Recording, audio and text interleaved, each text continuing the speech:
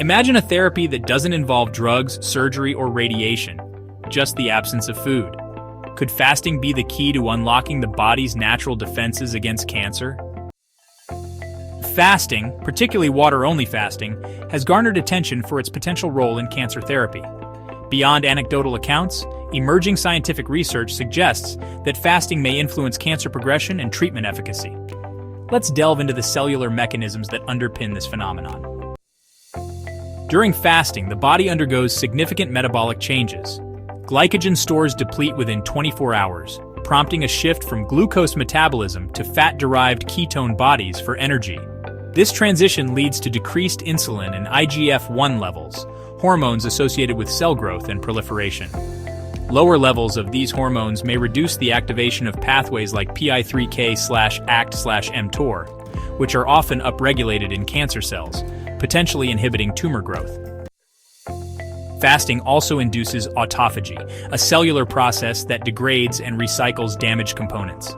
This cellular housekeeping can eliminate dysfunctional mitochondria and misfolded proteins, reducing oxidative stress and DNA damage. In cancer cells, which often rely on altered metabolic pathways, enhanced autophagy may disrupt their survival mechanisms, making them more susceptible to treatment. A fascinating aspect of fasting is its ability to protect normal cells while sensitizing cancer cells, a concept known as differential stress resistance. Normal cells under fasting conditions enter a quiescent state, enhancing their resilience to stressors like chemotherapy. Conversely, cancer cells, due to their uncontrolled growth, fail to adapt to nutrient scarcity, rendering them more vulnerable to therapeutic agents. Preliminary clinical studies have explored fasting's impact on cancer treatment. Some patients who fasted before chemotherapy reported reduced side effects and improved tolerance to treatment.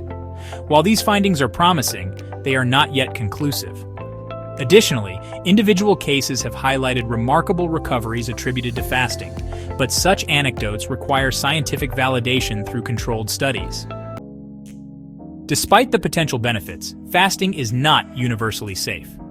It may not be suitable for individuals with certain medical conditions, nutritional deficiencies, or those undergoing specific treatments. Moreover, prolonged fasting without medical supervision can lead to adverse effects. Therefore, it's crucial to approach fasting as a complementary strategy under professional guidance. Fasting presents an intriguing avenue in the realm of cancer therapy, with mechanisms that may enhance treatment efficacy and reduce side effects. However, more rigorous clinical trials are necessary to establish its safety and effectiveness. As research progresses, fasting could become a valuable adjunct in oncology, but until then, it should be approached with caution and professional oversight. This information is for educational purposes only and does not constitute medical advice.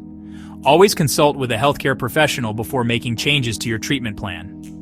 Follow and subscribe for more science-backed knowledge.